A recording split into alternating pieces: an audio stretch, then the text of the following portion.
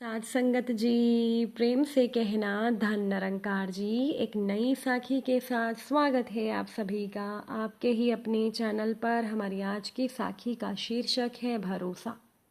चलिए सुनते हैं आज की ये साखी। साध संगत जी, संगीता ऑफिस जा रही थी। उसी समय देवरानी माला ने फ़ोन किया कि दीदी आज आप ऑफिस मत जाइए, शायद मुझे अस्पताल जाना होगा।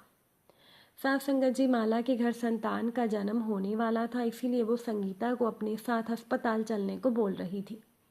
उधर से देवरानी की आवाज़ सुनाई दी कि आप मेरे साथ चल रही हैं ना। वैसे आपके देवर आ रहे हैं, परंतु आप साथ होंगी तो मुझे अच्छा लगेगा। संगीता देवरानी के साथ अस्पताल जाने को तैयार हो जाती है। संगीता ने ऑफिस में फ़ोन करके 2 दिनों की छुट्टी ले ली। साथ संगत जी, संगीता की शादी को 11 साल हो गए थे, परंतु संगीता के पास कोई बच्चा नहीं था। उन्होंने बहुत सारे डॉक्टर्स को दिखाया, बहुत दवा भी खाई, पर कोई फ़ायदा नहीं हुआ। संगीता का पति निशांत घर में बड़े थे। निशांत के परिवार में एक भाई आकाश और एक बहन परी थी। पिता की मौत के बाद माँ इनके साथ ही रहती थी। वो अपना ज़्यादा वक्त आकाश के यहाँ बिताती थी, क्योंकि आकाश का एक छोटा बच्चा था। आकाश बैंक में नौकरी करता था और इनके ही फ्लैट में ऊपर किराए पर रहता था, और बहन परी दूसरे शहर बेंगलोर में रहती थी। सासंगत जी, संगीता की सास ने उसे बांझ का खिताब देकर उसकी तरफ बिल्कुल ध्यान देना छोड़ दिया। आकाश की शादी होते ही उसकी पत्नी माला को जल्दी ही संतान का सुख मिल गया तो सास खुश हो गई, और माला ने पहले एक बेटे को जन्म दिया, जिसका नाम सास ने बड़े ही प्यार से माधव रखा। अब तो माला अपनी सास की चहेती बन गई थी। वो उनके घर में ही माधव की देखभाल करते हुए रह गई थी। संगीता कभी माधव को गोद में लेने के लिए जाती भी थी तो वो उन्हें उसे गोद में लेने नहीं देती थी। सास संगत जी, अभी माधव 1 साल का भी नहीं हुआ था कि माला के घर फिर से दूसरी संतान का जन्म होने वाला था। माला के पति और सास ने कहा कि अभी बहुत जल्दी है बच्चा पैदा करना, इसीलिए तुम बच्चा पैदा ना करो। सास संगत जी, माला को संगीता बहुत अच्छी लगती थी, इसीलिए उसने अपने पति और सास को कहा कि इस बच्चे को जन्म देते ही मैं संगीता दीदी को दे देती हूँ। सास ने सोचा कि ये भी अच्छा है, क्योंकि 2 दिन पहले ही उन्होंने तो निशांत और संगीता की बातें सुनी थी कि वो बाहर से किसी बच्चे को गोद लेने की सोच रहे थे। तो सास ने सोचा कि घर के बच्चे को ही गोद लेंगे तो घर का पैसा घर में रहेगा, नहीं तो घर का पैसा बाहर वालों के पास चला जाएगा। तो सास ये सोचकर भी खुश हो गई कि बड़े बेटे को भी एक बच्चा मिल जाएगा। उन्होंने निशांत और संगीता को जब ये बात बताई तो वो दोनों भी खुश हो गए। संगीता तो आने वाले बच्चे की कल्पना करने लगी। वो सपनों में खोई रहती थी कि उसका नाम क्या रखेगी, उसको किस नाम से बुलाएगी। एक दिन संगीता ने अपने पति से कहा कि वो नौकरी छोड़ देना चाहती है, क्योंकि बच्चे की देखभाल के लिए उसको घर में रहना है। वो चाहती है कि वो अपने आने वाले बच्चे पर पूरा पूरा प्यार लुटाए, उसकी हर एक हरकत का आनंद ले। तो संगीता के पति ने कई बार उसको समझाने की कोशिश की कि संगीता, मेरे ख्याल से तुम कुछ ज़्यादा ही उन पर भरोसा कर रही हो। उन्होंने अपने बच्चे को देखने के बाद इरादा बदल लिया तो तुम बिल्कुल निराश हो जाओगी, रोती रहोगी, तब तुम्हें अपने आप को संभालने के लिए बड़ी मुश्किल हो जाएगी। संगीता को लगा कि मेरे पति यूं ही डर रहे हैं। उसने कहा कि आप अच्छा बोलिए, आप बेवजह डर रहे हैं। मुझे तो माला और आकाश पर बड़ा भरोसा है, वो मेरा भरोसा नहीं तोड़ेंगे।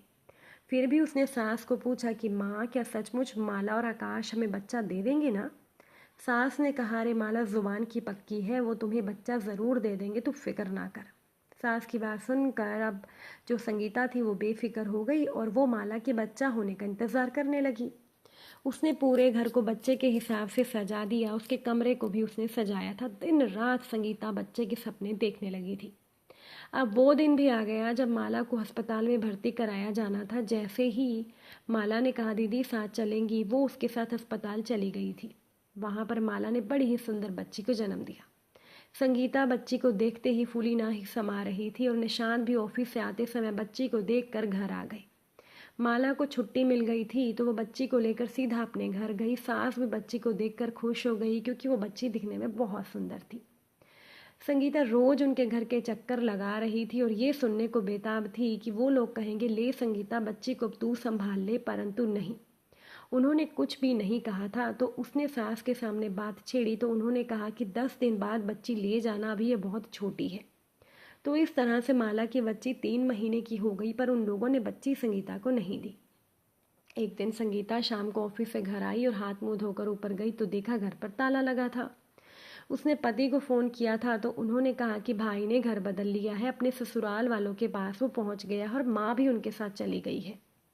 तो संगीता की आंखों से आंसू बहने लगे। वो सीढ़ियों पर हताश होकर बैठ गई। निशांत ने आते ही पत्नी को संभाला, उसे घर के अंदर ले जाकर सोफे पर बिठाया, पानी पिलाया और कहा, संगीता, मैंने तुम्हें कितनी बार समझाया था कि उन पर ज़्यादा भरोसा मत करना, क्योंकि कहना अलग होता है और करना अलग हो जाता है। तुम भी सोचो कि 9 महीने कोख में रखकर बाहर आते ही अपने जिगर के टुकड़े को किसी और के हाथों में सौंप देना, ये काम आसान नहीं है। तुम अगर उन हालातों में रहती तो शायद हम भी यही करते, पर तुमने मेरी बात नहीं सुनी। देखो अब क्या हुआ। अब इस घटना के बाद संगीता डिप्रेशन में चली गई थी। उसको ठीक होने में 6 महीने लग गए। उसने फिर से ऑफिस ज्वाइन किया। वो बार बार सोचती थी कि मैंने तो अपने जीवन से समझौता कर लिया था, पर उन्होंने ही मेरे दिल में उम्मीद जगाई थी और आज मुझे वो धोखा देकर चले गए हैं।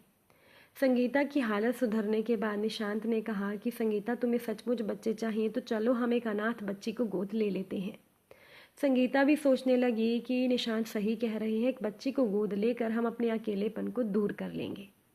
तो एक दिन निशांत अपनी पत्नी को साथ लेकर एक अनाथ आश्रम में जाते हैं और वहाँ एक सुंदर सी बच्ची को वो गोद ले लेते हैं।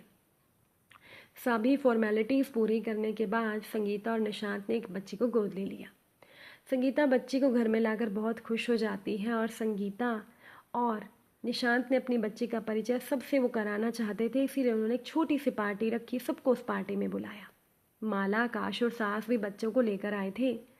तो माला ने संगीता के हाथों को पकड़ा और माफ़ी मांगते हुए उसे बताने की कोशिश कर रही थी कि संगीता, बच्ची के पैदा होते ही आकाश ने बच्ची से बहुत सी उम्मीदों को पाल लिया था, इसीलिए मैं भी कमज़ोर पड़ गई थी और मैंने पति का साथ दिया, मुझे माफ़ करना।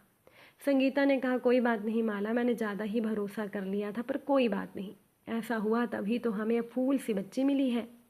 अब आकाश ने भी निशांत से माफ़ी मांगी। दोनों परिवारों के बीच में जो मनमुटाव था वो मिट गया। दोनों परिवारों में आना जाना शुरू हो गया और अब जो निशांत की माँ थी वो भी आकर उनके घर में रहने लगी। आज संगीता अपने छोटे से परिवार के साथ खुश थी। सत्संगत जी, बच्चा ना होने की हालातों में पति पत्नी बच्चों के लिए कुछ भी करने को तैयार हो जाते हैं। तो इस तरह से लोगों को भरोसा देकर उनके भरोसे को तोड़ना बहुत गलत बात है। अपने बच्चों को दूसरों के हाथों में सौंपना बहुत मुश्किल है, इसलिए वादा करने से पहले सोच लें कि क्या हम अपने वादे को पूरा करेंगे, क्योंकि कभी कभी भरोसा टूट जाता है तो इंसान अपनी ज़िंदगी में सब कुछ खो देता है। अगर आज की ये साखी आपको अच्छी लगी हो, वीडियो को लाइक शेयर ज़रूर करिएगा। आप सभी से फिर मुलाकात होगी नई साखी के साथ। साथ संगत जी, प्यार से कहना, धन निरंकार जी।